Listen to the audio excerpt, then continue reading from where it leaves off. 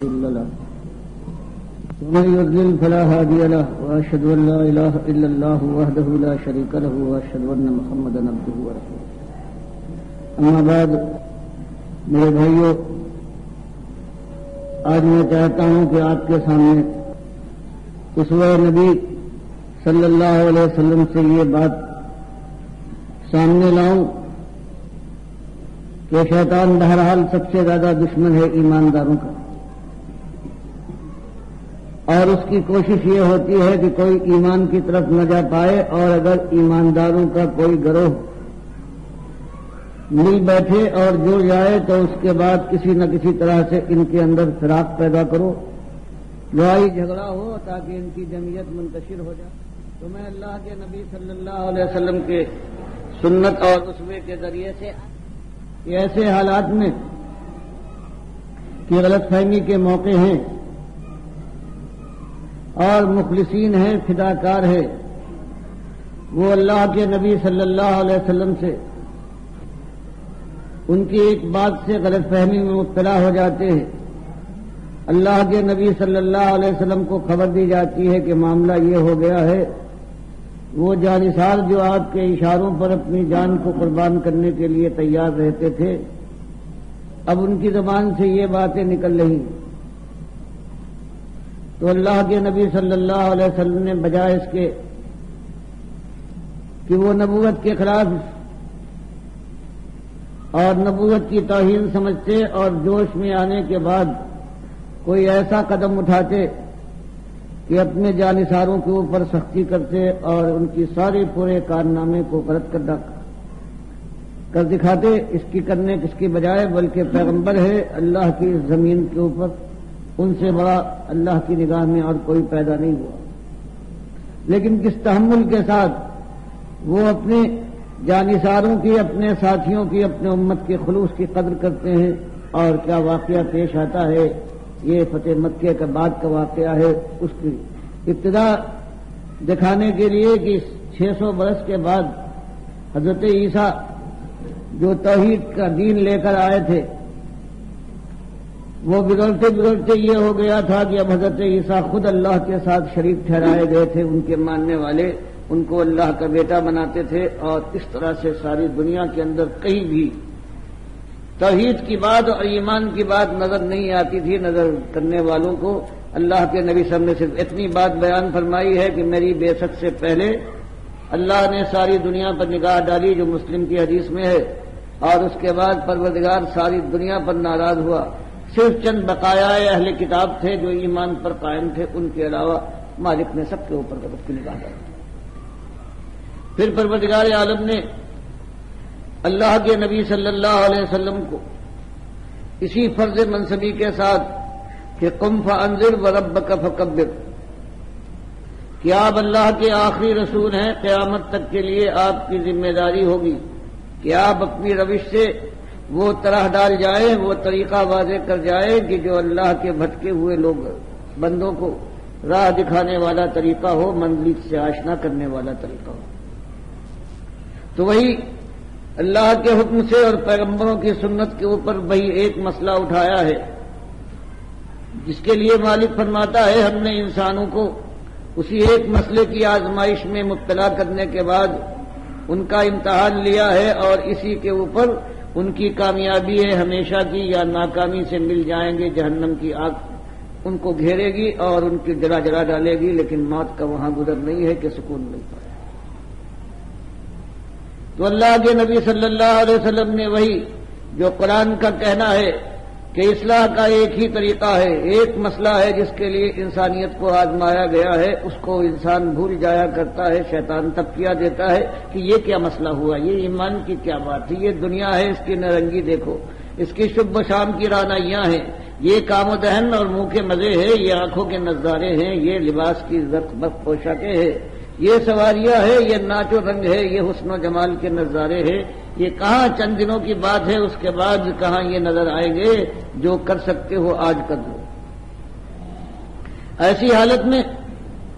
مسئلہ ایک ہی اللہ نے بیان فرمایا، اور وہی مسئلہ آپ نے اٹھایا، وہ ایمان کا مسئلہ، اور یہی بات جو اللہ فرماتا ہے کہ جب ہم نے کسی کو بھیجا ہے تو اس کو یہی ہدایت کی ہے کہ اصلاح کا ایک ہی طریقہ ہے کہ جب خرابی پیدا ہوتی ہے اللہ سے دور ہو جانے سے، مالک کو بھلا دینے کے بعد انسان برباد ہوتا ہے، برباد ہوتا چلا جاتا ہے۔ یاد کرے اور پلٹے اپنے مالک کی طرف اور اپنے ایمان کو اور اپنی بندگی کو تازہ کر لے، تو پھر خیر و برکت کے چشمے پھوٹ بہتے ہیں اور اللہ کی فضائیں اس کے اوپر رحمت کی بارش کرنا شروع کر دیتی۔ آپ نے اسی مسئلے کو اٹھایا ہے اپنی قوم کے اندر، جو مانتے تھے کہ آسمان کا بنانے والا اللہ ہے، ان کی زبان کا نام تھا اللہ کا، جو مانتے تھے زمین اس نے بچھائی ہے، ہوائیں وہ چلاتا ہے، سارا انتظام اس کے پاس ہے، زندگی اور موت اس کے اختیار میں ہے، وہ قوم تھی، لیکن اس کے ساتھ اس نے وہی ایمان کے ساتھ وہ ظلم کیا تھا، وہی شرک کا ظلم کہ اللہ کے ساتھ اللہ کے نام دوسروں کو دیے تھے، پروردگار کی طرح سے ان کو پکارا تھا اور زیادہ خوشی اور خوشحالی اور کے ساتھ پکارا تھا، اس لیے کہ خیال یہ تھا کہ یہ ہے، یہ اس سے قریب کر دیتے ہیں، اب اس کو ان لوگوں کے ہاتھ میں بانٹ دی ہے پروردگار نے اپنی کائنات کی فرما روائی، یہ اس کے محبوب ہیں، اب یہ چلاتے ہیں، وہ ہے تو ضرور ان کا لیکن براہ راست سب مداخلت نہیں کرتا، تو اس لیے جو ان کے معبود تھے اب ان کا چرچا تھا۔ اللہ کے نبی صلی اللہ علیہ وسلم نے جب یہ آواز اٹھائی ہے کہ قولوا لا الہ الا اللہ تفلحوا، کہ قوم کے لوگوں اللہ کو اپنے الہ کو متعلق کہہ دو کہ وہی ایک الہ ہے اور تم الہ کو کے متعلق جانتے ہو، تمہاری اپنی زبان ہے کہ جو خالق ہو اور مالک ہو، جو ایک حقدار ہو بادشاہی اور حکومت کا، سب جس کے چاکر ہوں اور سب کے محتاج اور اس کے سب محتاج اور اس کے نیچے ہوں، وہی الہ ہے، حکمرانی اس کو زیب دیتی ہے اور قانون اس کا حق ہے، بندگی اس کی ہونا چاہیے، کہا اس کا چلے گا، حرام و حلال کی قیدیں اس کی مانی جائے گی، اس کے سامنے تم کو جانا ہے۔ تو وہ کہتے تھے کہ آخر آپ ہم کو کس چیز کی طرف بلاتے ہیں جو آپ کہتے ہیں ہم سب مانتے ہیں؟ اللہ کے نبی صلی اللہ علیہ وسلم فرماتے ہیں بس ایک بات کہ تم چاہے یہ مانو، لیکن اس کے ساتھ تم نے اپنے وسیلے اور واسطے بنا لیے ہیں، ان کے ذریعے سے پہنچتے ہیں، براہ راست اس تک پہنچنا ممکن نہیں ہے، اور یہ واختیار مقرر کر دیے گئے ہیں، ان کے پاس سب کچھ ہے، تو پھر اب ان سے تعلق ہونا چاہیے۔ تم نے اپنے مالک سے اپنا رشتہ کاٹ کر ان سے جوڑ لیا ہے، ان کو تم نے مالک سے زیادہ اپنا مالک سمجھ رکھا ہے، یہ شرک ہی نہیں بلکہ اللہ تعالیٰ کے ساتھ انتہائی ظلم اور شرک کی انتہا ہے۔ اسی کے اوپر تو قیامتیں ٹوٹی ہیں، ہر طرح سے ڈرایا گیا ہے، مارا گیا ہے، نکالا گیا ہے، رشوتیں دی گئی ہیں ہر قسم کی، کہ بس یہ بات نہ کہیے، باقی آپ جو کہنے کو کہیں ہم ماننے کو تیار ہیں۔ اور مسائل بھی تو بے حساب ہیں، آخر آپ کی قوم کس طرح سے اس پریشانی کی زندگی گزار رہی ہے، سوائے چند لوگوں کے باقی نہ زمین ہے جس کی کاشت کی جا سکے، نہ باغات ہیں، نہ یہاں بارش ہوتی ہے، اور پیٹ کی آگ میں جلتی ہے آپ کی امت کی اکثریت، اس کے لیے کچھ کیا جائے تو بات بھی ہے۔ یہ غلاموں کا مسئلہ نہیں کہ آپ کو نہیں بلاتا، اور کیا یہ غلامی جو اپنا ملک ہے اور اس کے شمال میں کتنا ملک کا حصہ ہے جس کو عیسائیوں نے ہتھیا لیا ہے، اور بحرین کے علاقے کے اوپر کسرا کی حکمرانی ہے، اور جنوب کے اندر پورا یمن کا علاقہ عیسائی کالے عیسائیوں کے زیر ماتحت ہے، اور اس کے علاوہ کتنے مسائل ہیں۔ اب یہی ایک مسئلہ آپ کے پاس رہ گیا ہے، آپ یہ کیجئے کہ ایک بقرآن غیر ھذا او بدل ہو۔ ہم آپ کو اب بھی سمجھتے ہیں محبت کی نگاہ کہ ہماری آپ بھی اٹھتی ہے، لیکن ہم مجبور یہ ہیں کہ آپ نے یہ مسئلہ اٹھایا ہے، یہ ایمان اور بے ایمانی کا مسئلہ۔ آپ اس قرآن کو جو کہتے ہیں اللہ کی طرف سے آیا ہوا قرآن ہے، اس کے اندر یا تو دوسرا قرآن لے آئیے جس میں ہماری ان حضرات کی توہین اور ان کے ساتھ گستاخی نہ ہو، یا جہاں جہاں ایسا معاملہ ہے وہ بدل دیجیے، باقی ساری باتیں ہم ماننے کو تیار ہیں، آپ کے اوپر ہمارا اعتماد ہے، ہماری آنکھوں کے تارے ہیں۔ لیکن اللہ کے نبی صلی اللہ علیہ وسلم کا کہنا تھا یہ میری اپنی بات نہیں ہے، میں خود اس کا پابند ہوں، یہ اللہ نے مجھ پر حکم کے ذریعے سے، وحی کے ذریعے سے اسے اتارا ہے، اور میں بھی مسئول اور اس کا پابند بننے والا ہوں اور الگ نہیں ہوں، اس میں تبدیلی کا کوئی امکان نہیں، اور اگر کبھی میں اس طرح سے تبدیل کرنے کی کوشش کروں تو وہ دن تو بہرحال آنے والا ہے کہ اللہ کی بارگاہ میں مجھ سے باز و پرس ہوگی، اور اللہ کا عذاب ایسا عذاب ہے کہ کوئی مجھے نہ بچا سکے، عذاب عظیم ہے۔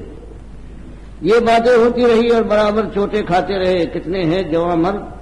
کہ وہ سنا ہے انہوں نے، اور آخر میں ایمان لانے کے بعد اپنی جوانی کی ساری امنگوں کو انہوں نے تج دیا ہے، اور اپنی جوانی اور اپنی ریاست اور اپنے خاندان کی بڑائی کا جو معاملہ تھا وہ سارے خیالوں کو انہوں نے پاش کر ڈالا ہے اپنے ایمان کی ٹھوکروں سے، اور پھر ہجرت کی ہے انہوں نے، حبش کی طرف گئے ہیں جوان مرد، اور کتنے ہیں کہ مکے میں رہ گئے ہیں، کبھی آگ سے جلائے جا رہے ہیں، کبھی پتھراؤ ہو رہا ہے، کبھی گھسیٹے جا رہے ہیں، کبھی نیزہ مار کے شہید کیے جا رہے ہیں، کیا ڈبکیاں پانی میں دے دی جا رہی، سب کچھ انہوں نے برداشت کیا ہے۔ پھر ہجرت کا موقع آیا ہے، مدینے کی طرف ہجرت کر جاتے ہیں، پھر اس کے بعد یہ بھی 13 سال یہ گزرے ہیں، اور اس کے بعد پھر جنگیں شروع ہو جاتی ہیں اسی ایمان کے لیے، اور ایمان کے مقابلے میں یہ بے ایمان ہر طرف سے عمر کر آتے ہیں، آج بدر ہے، کل احد ہے، آج خندق ہے، اس کے بعد کبھی صلح حدیبیہ ہو رہی ہے، اور پھر 8 ہجری یعنی 21 سال کے قریب یہ دعوت کے کبھی خیال بھی نہیں تھا 21 سال کے بعد یہ دور آ جائے گا کہ ایک آواز سے یہ اللہ کے دین کی بات اٹھی تھی، اور پھر اس کی مخالفت میں زمین اور آسمان نے قلابی ایک کر دیے تھے، لیکن اس کے بعد یہ 21 سال کے بعد یہ ہوا ہے کہ اللہ کے نبی صلی اللہ علیہ وسلم اپنے 10,000 مجاہدوں کے ساتھ مکے کے اوپر طرف بڑھتے ہیں، اور رمضان کے مہینے میں مکے کو فتح کرنے کے بعد پھر اس طرح سے جب داخل ہوتے ہیں، فاتحانہ داخل ہوتے ہیں، تو حال یہ ہے اللہ کے شکر میں کہ اپنی اونٹنی پر بیٹھے ہوئے ہیں، اور بجائے اس کی اکڑ کے اور شان کے ساتھ سینہ پھلا کر دنیا کی طرف متکبرانہ نگاہ ڈالیں، آپ کا عالم یہ ہے کہ اللہ کے احسان کا خیال کرنے کے بعد کہ مالک سب کچھ تو نے کیا ہے، آپ کی پیشانی جھکی جا رہی تھی کہ کجاوے کی پشت سے لگی جا رہی تھی کہ اللہ اس طرح سے اس پر بیٹھے ہوئے ہیں کہ مالک یہ تیرا احسان ہے، یہ میرے بس کی بات نہیں ہے، نہ میرے ساتھی کچھ کر سکتے تھے۔ اس کے بعد پھر معاملہ آیا کہ جو لوگ مکے کے سردار اور ہمیشہ جنہوں نے دشمنی کی تھی اب وہ پریشان ہیں کہ اب معلوم نہیں کیا، اب نکلنے کی تیارہ بھی نہیں ہے کہ اتنی فوج کے نرغے سے نکل جائیں، اور یہ اعلان بھی سن چکے ہیں کہ جو اپنا گھر بند کر لے وہ محفوظ، جو خانہ کعبہ میں چلا جائے اس کی جان محفوظ،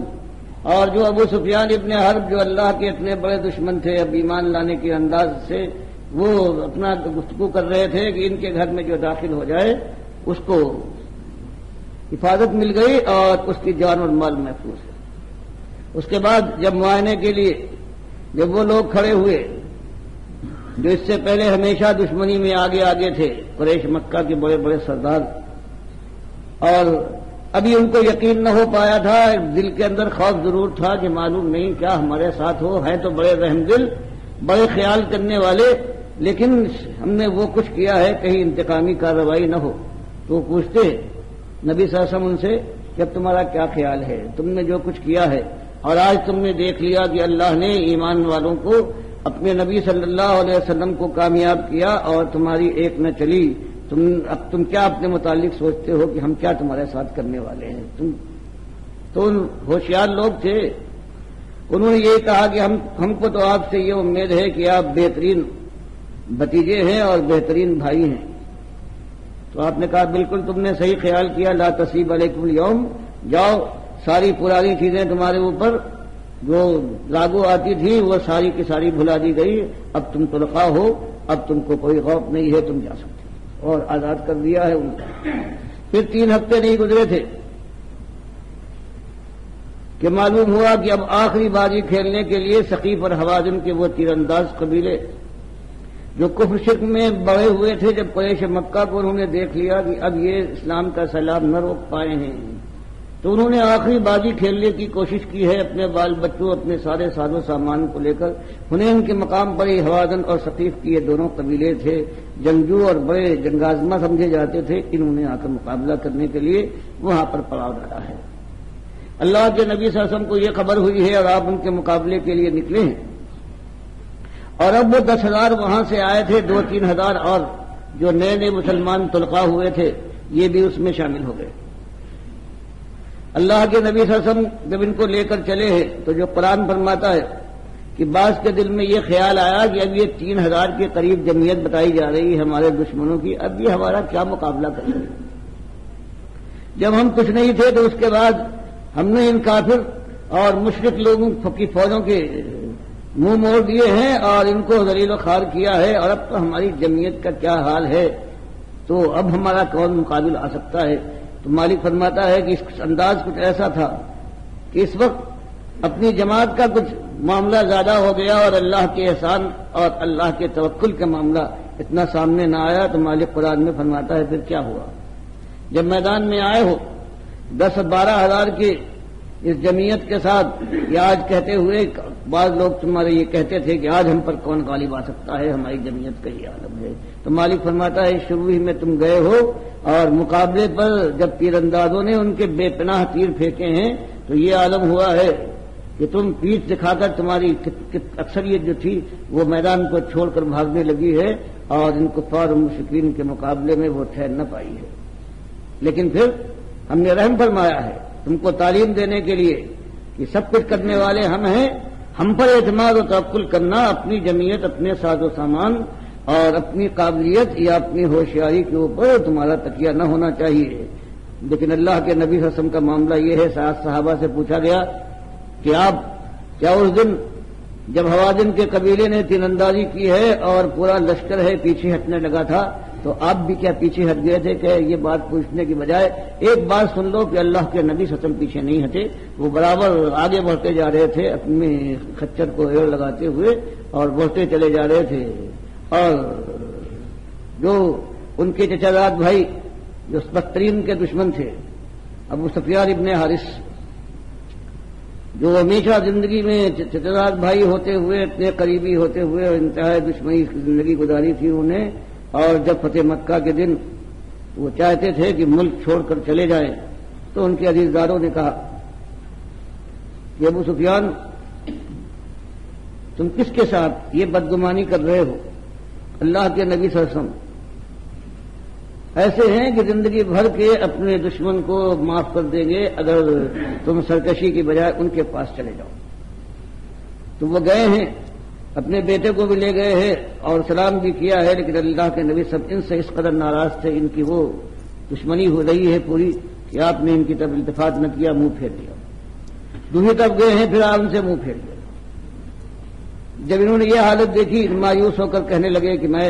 اب چھوڑ دوں گا اس ملک کو، جب نبی صلی اللہ علیہ وسلم خود میری بات مجھ پر نگاہ ڈالنا گوارا نہیں کرتے، اب میں الگ ہو جاؤں گا، اب میں دنیا کو چھوڑ دوں گا۔ جب لوگوں نے بتایا ہے تو آپ نے کہا کوئی بات نہیں، معافی دی ہے۔ تو اب ان کے چند ہفتوں کے بعد ان کی آزمائش کا موقع آ گیا تو ایسے جوان مرد تھے کہ بہت سے لوگ پیچھے ہٹ گئے ہیں، لیکن یہ آپ کی مہار پکڑے ہوئے آپ کے ساتھ تھے۔ پھر اللہ کے نبی صلی اللہ علیہ وسلم نے یہ حالت دیکھ کر اپنے چچا عباس ابن عبد المطلب کو حکم دیا کہ چچا آواز لگائیے، یہ لوگ جو واپس چلے جا رہے ہیں۔ تب انہوں نے آواز لگائی ہے یا معاشر الانصار یا معاشر المہاجرین یا اصحاب الشجرہ، کہ گروہ مہاجرین کہاں چلے اور گروہ انصار تم کہاں، اور اصحاب شجرہ جنہوں نے نبی صلی اللہ علیہ وسلم کے ہاتھ پر مرنے پر بیعت کی تھی سن 6 ہجری کے ذوالقعدہ کے مہینے میں، حدیبیہ کے مقام پر تم کہاں چلے؟ تو بخاری کی حدیث میں آتا ہے کہ ایک اللہ کی یہ آزمائش تھی ان کی تربیت کے لیے، اور یہ اچانک ایسا معاملہ پیش آیا تھا کہ یہ آواز اس کے کان میں پڑی ہے، وہ اس طرح سے لبیک کہتا ہوا واپس لوٹا ہے کہ جیسے کہ کوئی اونٹنی ہے، اس کا کہیں بچہ ہے وہ چیخ پڑے، تو اتنی بے قرار ہو کر دوڑتی ہے اپنے بچے کی طرف۔ اور اس طرح سے یہ صحابہ کرام، یہ انصار و مہاجرین تھے، اصحاب الشجرہ تھے، کہ ان کے کان میں یہ جس کی آواز پڑ گئی ہے وہ واپس لوٹے ہیں، اور پھر اس کے بعد بازی الٹ گئی۔ اسی وقت اللہ نے رحمت فرمائی ہے، اور وہی یہ قبیلے والے جو حوازن اور ثقیف کے لوگ تھے 3000 کی تعداد تھی، اپنے بال بچوں، اپنے مویشیوں، ہر چیز کے ساتھ یہ لے آ گئے تھے تاکہ ان کی وجہ سے وہ میدان سے فرار کی صورت نہ دیکھیں۔ تو لیکن سارے کے سارے تھے، قیدی بنے ہوئے کھڑے ہوئے تھے، اور ان کا سارا مال و اسباب تھا، جمع تھا۔ اللہ کے نبی صلی اللہ علیہ وسلم نے یہ کہا کہ اب جو باقی لوگ جو بھاگ کے گئے ہیں وہ طائف میں انہوں نے پناہ لی ہے، تو یہ جو مال غنیمت ہے اور یہ قیدی ہیں یہ جیرانہ کے مقام پر یہ ٹھہرے، اور میں اس کے بعد آ کر فیصلہ کروں گا طائف کی جنگ کے بعد۔ تو آپ نے طائف کا محاصرہ کیا ہے، اور وہ محاصرہ انتہائی سخت تھا، 2 ہفتے کے سے زیادہ بھی گزر گئے ہیں اور فتح ہونے کو نہ آیا. آپ کی طرف سے اعلان کر دیا گیا کہ جو غلام ہے اور تو کوئی نہیں, اگر ایمان لا کر ہمارے پاس کسی طرح سے پہنچ جائے وہ آزاد ہو جائے گا. تو ابو بکر رضی اللہ تعالیٰ انہوں لوگوں میں شامل ہیں کہ وہ اس طرح سے اس سے فائدہ اٹھایا ہے اور آ کر یہ مل گئے ہیں اور اس طرح سے آزادی انہوں نے حاصل کر لی ہے. غرض عبداللہ ابن عمر رضی اللہ تعالیٰ عنہ کہتے ہیں کہ جب اس حالت کے بعد ایک دن اللہ کے نبی صاحب نے فرمایا کہ اب واپس چلیں گے,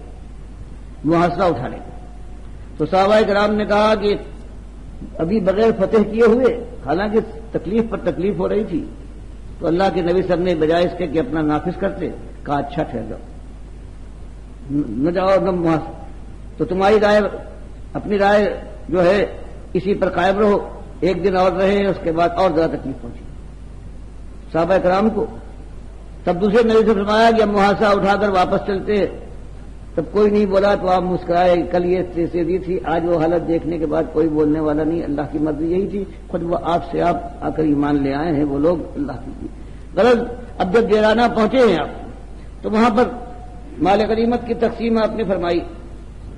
اور اس کے بعد قریش مکہ کے وہ سردار جو اس سے پہلے اسلام کے بڑے دشمن تھے, اب ابھی چند ہفتے پہلے ایمان لائے تھے, ان کے دل کو رکھنے کے لیے, تالیف قلب کے لیے ان کو بڑے بڑے عطیے دیے, کسی کو 100 اونٹ, کسی کو بکریاں, اس طرح سے. اور انصار جو قریب انصار تھے یا اپنے قریب جو مہاجرین تھے ان کو آپ نے نہیں دیا. جس طرح سے حضرت سعد بن ابی وقاص کی بات آتی ہے کہ ایسے موقع پر آپ نے ان صاحب کو جو آپ کی نگاہ میں زیادہ مخلص تھے ان کو آپ نے نہیں دیا اور دوسرے کو نوازتے رہے. آخر میں بتایا کہ اس لیے کہ جس کے اوپر مجھے اعتماد ہوتا ہے, جانتا ہوں یہ پیسہ اس کو نہیں روک سکتا. کسی کا دل جو ہے وہ جیتنے کے لیے, تالیف قلب کے لیے, تو کمزور لوگوں کو میں چھاٹتا ہوں. یہاں بھی آپ نے یہی روش اختیار کی, لیکن غلط فہمی کا موقع تھا. شیطان نے بعض نوجوانوں کے دل میں, انصار کے نوجوانوں کے دل میں یہ بات ڈالی کہ جب خون خرابے کا موقع ہو, جب جانثاری کا موقع ہو, جب سر قربان کرنے اور آپ کے گرد اپنی جانوں کا قلعہ بنانے کا موقع ہو, اس وقت تو ہم ہیں. اور اس کے بعد جب فتح ہو جائے اور دینے کا موقع آ جائے تو اس کے بعد پھر اپنی قوم زیادہ یاد رہتی ہے. ہوتا ہے شیطان کا موقع ہے, بہرحال ایک سے ایک مخلص ہے, اس کے دل میں کبھی ایسی بدگمانی پیدا ہو جاتی ہے, شیطان کا تو یہ کام ہے. اور اس طرح سے بعض انصار کے نوجوانوں کی یہ بات ہوئی اور آپ تک یہ پہنچی. اب بجائے اس کے کہ آپ ان سب کو بلاتے کہ ایمان لائے ہو, میں رسول ہوں تمہارا, اور تم نے ایسی بات کی ہے, تم مرتد ہو, تم ایسے ہو. تو اللہ کے نبی صلی اللہ علیہ وسلم کو جو مالک نے دل دیا تھا انصاف والا, اور بتایا تھا کہ کنوا قوامین بالقسط شہداء للہ, اور جو آپ کی رحمت تھی, جو دل دیا تھا اپنے ساتھیوں کے ساتھ بڑی سی بڑی بات ہو جائے تو انسانیت کی کمزوری کو اور انسانی بات کو آپ پہچاننے والے تھے, بجائے اس کے کہ برا مانے. آپ نے کہا جمع کرو سب کو, سارے انصار کو ایک خیمے میں جمع کرنے کے بعد آپ نے خطبہ دینے کے بعد ان سے کہا, حمد و ثنا کے بعد, کیا یثرب کے رہنے والوں, کیا تم اس بات کے اقراری نہیں ہو کہ تم آپس میں ایک دوسرے کے خون کے پیاسے اور دشمن تھے؟ اللہ نے میرے ذریعے سے تمہارے درمیان الفت ڈالی. کیا تم آپ کے گڑھے کے کنارے نہیں کھڑے ہوئے تھے؟ میرے ذریعے سے اللہ تعالیٰ نے تم کو بچایا اس سے. ہر بات پر وہ انصار کہتے جائیں کہ بالکل صحیح ہے, یہ آپ کا احسان ہے اللہ کا, اللہ نے آپ کے ذریعے سے ہم پر یہ احسان کیا ہے, آپ کے ذریعے سے. بالکل آپ ہر بات کی تائید کی. تو آپ نے کہا نہیں, یوں نہیں بلکہ یوں کہو, جب آپ کی قوم نے آپ کو نکالا ہے, آپ کے خون کے پیاسے ہو گئے ہیں اور کوئی آپ کا حمایتی نہیں تھا, تو ہم نے آپ کی حمایت کی, آپ کے گرد اپنی جانوں کا قلعہ بنا دیا. اور اگر تم یہ کہو گے انصار, تو میں کہوں گا تم بالکل سکتے تھے. انصار ہیں یہ کم ہوتے جائیں گے, دنیا تو بڑھتی جائے گی. اور سن لو, اگر انصار ایک راستے پر چلے اور ساری دنیا دوسرے راستے پر جاتی ہو تو میں انصار کے ساتھ دوں گا. اور اگر کہیں ہجرت کا معاملہ نہ ہوتا تو میری خواہش یہ تھی کہ میں انصاروں میں شامل ہو جاؤں, تو میرے انصاریوں کیا تم یہ پسند نہیں کرتے کہ دوسرے لوگ اونٹ لے کر جائیں، گائے اور سونے اور چاندی لے جائے، اور تم اپنے ساتھ اپنے نبی محمد صلی اللہ علیہ وسلم کو لے جاؤ؟ یہ اس کا کہنا تھا کہ چیخ پڑے ہے کہ ہمیں اس کے علاوہ ہمیں کچھ نہ چاہیے، اور روتے روتے ان کے آنسوؤں سے گاہیاں ان کی طرح ہو گئی ہیں ان جوان مردوں کی بدروش کے سرماؤں کی۔ تو یہ موقع ہوتا ہے، اللہ کے نبی صلی اللہ علیہ وسلم کی طریقہ یہ نہیں ہے کہ اس کے بعد کوئی بات ایسی آ جائے، کوئی ہمارے یہاں بزرگ ہے یا کسی موقع پر ہمارے ساتھ کوئی امر میں سے ہے، کوئی ناظم ہے یا امیر ہے، کوئی ایسی بات ہو جائے اور کہیں اس کے خلاف کوئی بات غلط فہمی ہے کسی بھائی، تو اس کے معاملے یہ نہیں ہوتے کہ اس کے پیچھے پڑ جاؤ اور اپنی انا کو انسان کو خیال۔ اب انا اگر ہونا ہوتی تو سب سے زیادہ مستحق جو ہے وہ اللہ کے نبی ہو سکتے ہیں صلی اللہ علیہ وسلم پر، جس کے اوپر مومن ایمان لاتا ہے، کلمہ پڑھتا ہے، اس میں شامل کرتا ہے اللہ کے رسول ہے اور اللہ کے بندے ہیں۔ تو ان کا طریقہ آپ دیکھیے کس طریقے سے وہ قدر کرتے ہیں، پہچانتے ہیں کہ معاملہ کیا ہے، انسانیت کی جو کمزوری ہوتی ہے وہ ان کی نگاہ میں ہے، تو بجائے اس کے کہ اپنی کوئی برائی کے اندر آ کے اگر وہ چاہتے تو یہ بھی کہہ سکتے تھے کہ بالکل سب کچھ تم نے یہ باتیں نکالی ہیں، تم یا تو منافق ہو اور یا مرتد ہو گئے ہو، لیکن آپ نے کس انداز سے بات کہی ہے۔ تو آپ کے سامنے اس کی بات کہ جو بات آپ کرنے اٹھے ہیں، اللہ نے جس کی توفیق دی ہے، جس کے عزم اور ارادے ہیں، بہرحال جو سیرتیں اور جو بات ہے وہ تو اس سے کہیں مقام نہیں ہے، اس کا جو صحابہ اور اللہ جن کا سردار ہو اور جن کا رہنما ہو اللہ کے رسول آخری رسول۔ لیکن بات جب اٹھائی ہے اور اللہ سے توفیق مانگی ہے، جہنم سے بھاگنے کا دل کے اندر سودا ہے اور جنت کے حصول کے لیے اگر جان لگا ہے تو اس کے بعد پھر ایک ہی چیز ہے، یہ کام اسی طرح سے ہوگا، انہی انداز پر ہوگا، انہی معیار پر ہو سکے گا کہ جو قرآن اور حدیث کا معیار ہے اللہ کے نبی صلی اللہ علیہ وسلم نے، اور آپ کے ساتھیوں نے یہ کام جس طرح سے کیا ہے، جو داغ ویل ڈالی ہے کہ سب کچھ ہو رہا ہے، اللہ کے نبی صلی اللہ علیہ وسلم کی گردن کے اوپر چادر ڈال کر گلا گھوٹا جا رہا ہے، کوئی پتھر اٹھا کر آپ کو سر کو چلنے کو آگے بڑھ رہا ہے، کسی کا حال یہ ہے کہ اوجھلی ڈال دی ہے، کوئی مار رہا ہے، اور اس کے بعد صحابہ کرام کو صرف یہ حکم دیا گیا ہے کفوا ایدیکم واقیموا الصلاۃ، ابھی وہ موقع نہیں آیا ہے، ورنہ یہ جوامر کچھ نہ کر پاتے، ٹھیک ہے اتنے بڑا، لیکن اپنے اپنے بال بچوں کو یہ قربان کر دیتے اور اسی وقت جنگ پر پل پڑتے کہ کچھ ہو جائے، اللہ کے نبی صلی اللہ علیہ وسلم کے ساتھ یہ معاملہ، لیکن کہہ دیا گیا کہ نہیں برداشت کرو، اور یہ دعوت کا مقام ہے، اس کے اندر پھر انتقام کا معاملہ نہیں ہے، بلکہ چوٹے کھاؤ اور سہلان ہو، اور اس کے بعد زخم کھاؤ، اور اس کے بعد شیرانہ وار چاٹ جاؤ، اور جب موقع آئے گا اس کے بعد جب تلوار یا فولاد کا موقع آئے گا تو فولاد تو رسولوں نے اٹھایا ہے، آخر کار اللہ تو یہی فرماتا ہے لقد ارسلنا رسولنا بالبینات وانزلنا معهم الکتاب والمیزان لیقوم الناس بالقسط وانزلنا الحدید فیہ باس شدید ومنافع للناس وليعلم الله من ينصره ورسوله بالغیب ان اللہ قوی عزیز۔ یہ ایک آیت ہے سورہ الحدید کی، یہ فرمایا یہ راستہ جو ہے یہ دعوت کا معاملہ ہے، اس دعوت کے معاملے میں اس کے بعد پھر ہمت کے ساتھ چوٹیں کھاؤ اور صبر کر جاؤ، تو اللہ کا شکر ادا کرو کہ ہاں صحیح معنی میں دعوت کا یہی معاملہ ہے، یہی ہونا چاہیے، تجارت نہیں ہے کہ مال بھی بڑھتا ہوا دیکھو کہ ہر لمحے بڑھتا جائے اور دنیا کے اندر اپنی جگہ اور مقام بھی آگے بلند بالا ہوتا جائے، تو اسی لیے اللہ نے فرمایا کہ یہی ہم نے بھیجا ہے، آخر کار ایک انتہا ہے، دعوت کے بعد ہم نے پیغمبروں کے رسولوں کو بھیجا ہے اور ان کے ساتھ کتاب اور میزان اتارا ہے پناہ حق کا سمجھانے کے لیے، ساری دنیا تک انہوں نے جہاں تک وہ بات پہنچ سکتی تھی یہ بات پہنچائی کہ تمہارا ایک ہی مالک ہے، اکیلا مالک ہے، یکتا و یگانہ لا شریک بے ہمتا مالک ہے، اس کے بندے بنو، اور جو طاغوت آج حکمرانی کی باغیں اپنے ہاتھوں میں سنبھالے ہوئے تخت بچھائے ہوئے ہیں ان کی بات نہ ماننا، یہ تمہارے کے سامنے نہ ڈالا ہے۔ لیکن پھر یہ ہوتا ہے ہم جانتے ہیں، مالک فرماتا ہے یقوم الناس بالقسط، یہ اس لیے تھا تاکہ حجت تمام ہو جائے اور دنیا والے اپنے مالک کو پہچان لیں، اس کی کتاب اور اس کے رسول کے بلاوے کے اوپر لبیک کہنے کے بعد سیدھے ہو جائیں، اللہ کے سامنے سر جھکا کر اس کے فرما بردار اس کی بندگی کرنے کے اوپر مائل ہو جائیں۔ فرمایا ہم جانتے ہیں اس لیے ہم نے اتارا اور یہ کوشش ہونا چاہیے، لیکن فرمایا پھر اس کی ایک حد ہے کہ جب دنیا والے یہ بات ماننے سے انکار کر دے اور کوئی اب چارے کار نہ رہ جائے، تو مالک نے فرمایا جب بات پوری پہنچ جائے، اتمام حجت ہو جائے اور برات تک کا معاملہ ہو جائے، ہجرت پر اللہ کے یہ بندے مجبور کر کے اپنا کہیں سہارا اللہ کی رہنمائی میں حاصل کر لے، اور تو اس کے بعد مالک نے فرمایا پھر ہم نے ان کے ہاتھ میں ایک اور چیز بھی پکڑا دی وانزلنا الحدید، اور ان کو حکم دے دیا کہ اب یہ سمجھا زبان کی باتیں بہت کر چکے ہو، کرتے رہو، لیکن اس کے ساتھ ساتھ ایک اور کام بھی کرنا ہے، یہ فولاد جو ہے اس کو ہاتھ میں لو۔ اور اس کے بعد فولاد کی بات سے، فولاد کی زبان سے بہت سی باتیں وہ سمجھ میں آ جاتی ہے کہ جو اپنی گوشت کی زبان سے نہیں سمجھ میں آتی۔ فرمایا یہ ہم نے بتایا ہے، تو وہ وقت جب آئے گا اللہ لائے پروردگار اور بات ہو جائے، صاف ہو جائے، یہ اپنی قوم اور غیر قوم کا معاملہ نہیں ہے، بلکہ یہ ہمیشہ یہی ہوا ہے۔ آخر بنو اسرائیل میں سارا کچھ ہوتا رہا ہے، اس ظالموں نے حضرت عیسیٰ تک کو پھانسی پر چڑھوانے کی کوشش کی اور بات کی ناکام رہے۔ تو بہرحال معاملہ یہی ہے کہ یہ دور گزر رہا ہے، اس کے اندر پورے ہوش و حواس کے ساتھ جب تک علم نہ ہوگا، بغیر اس کے علم کے تو کوئی قدم اس راستے میں بہرحال ٹھیک نہیں ہو سکتا۔ اس کے اندر تو ہر موقع کے لیے سوچنا پڑے گا کہ قرآن کا حکم کیا ہے، اللہ کے نبی صلی اللہ علیہ وسلم نے کیا رویہ اختیار کیا ہے، صحابہ کو کیا تعلیم دی ہے، اور اس کے بعد پھر جیسے منازل آتے جائیں بھولیں ہوں گی، ہمارا علم معلوم، ہماری سیرت دنیا کے سامنے ہے۔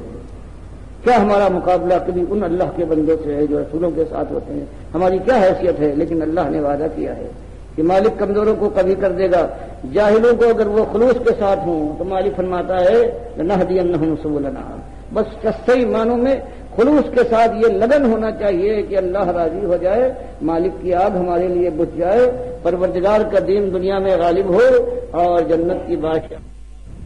لہاتے ہوئے باغات جن کا اللہ نے وعدہ کیا ہے، اور جو کہا ہے کہ وہاں پہنچ جاؤ تو نہ کبھی موت ہے اور نہ تمہاری خواہش کے راستے میں کوئی رکاوٹ پیدا ہوگی، لہم فیہا ما یشاؤون، اب ان کی مشیت ہمیشہ راج کرے گی، اور مشیت سے بھی آگے فرمایا ولدینا مزید،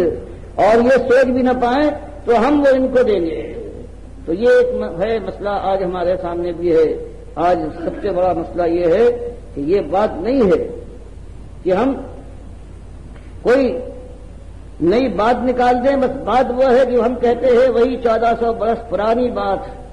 جو پہلے گزر چکی ہے اس کو واپس لیں۔ جو آج تمہارا نظام، جو تم جس دین کو تم لے کر چلے ہو، یہ دین ہے، یہ شیطان کا دین ہے، یہ اللہ کے رسول صلی اللہ علیہ وسلم کے اوپر یہ دین نازل نہیں ہوا، یہ تصوف کا تمہارا معاملہ، یہ تمہارے عقائد ہے،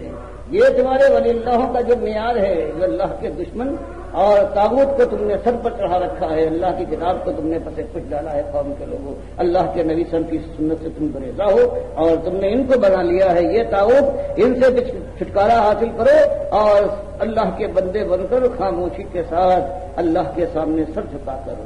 اور خاکساری اور فروتنی کے ساتھ اللہ کی راہ میں پہلے خود مومن بنو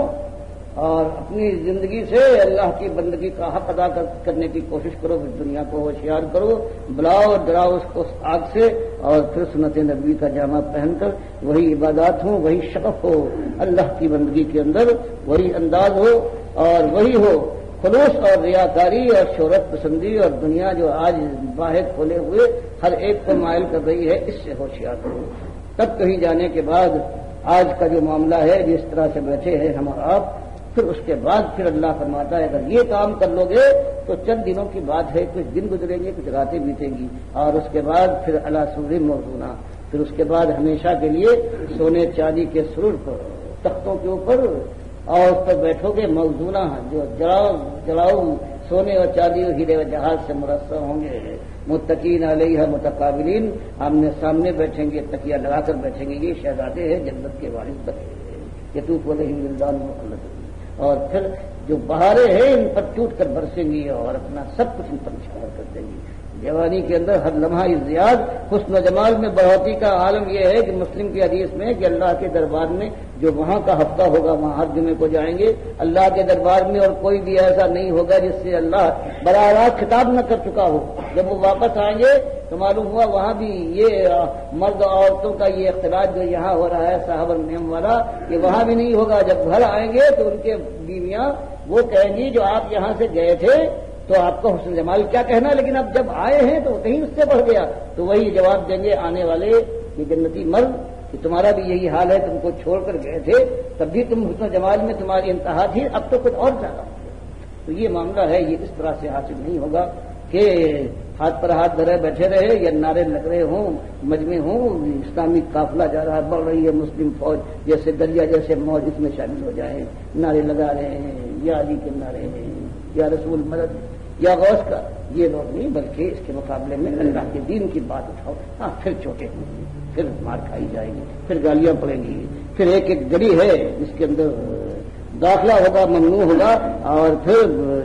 زندہ کے دروازے کھلیں گے، اور پھر پھانسیاں ہیں جو کھڑی کی جائیں گی۔ اللہ اس کو توفیق دے، مالک آزمائش میں ڈالے۔ اسی لیے اللہ نے فرمایا کہ یہ اللہ کے بندے ہیں، یہ ان کو چاہیے بھی، یہ ہیں بھی مخلص، اور ان کو چاہیے ہمیشہ یہ دعا کرتے ہیں ربنا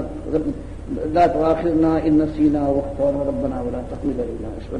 كما حملته على الذين من قبلنا ربنا ولا تحملنا ما لا طاقة لنا به واعف عنا واغفر لنا وارحمنا انت مولانا فانصرنا على القوم الكافرين۔ یہی کہ اپنی خطاؤں کے اوپر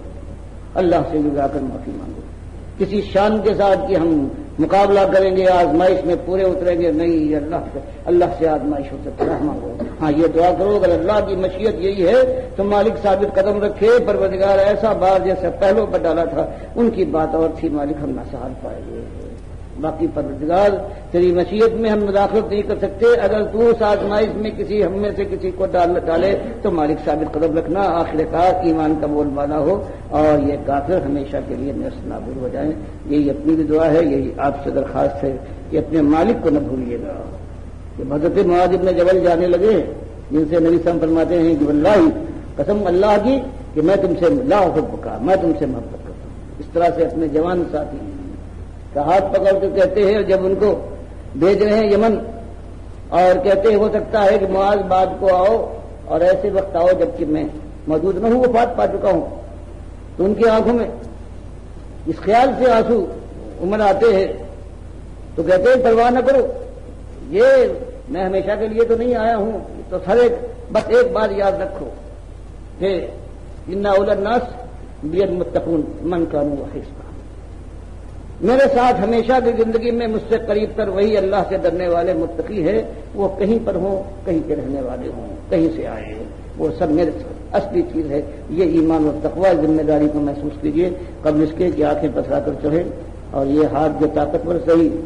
جو گرم سیال خون ان کے اندر حرکت کر رہا ہے، یہ سینے سے ڈھلک جائے تو انسان روک نہ پائے،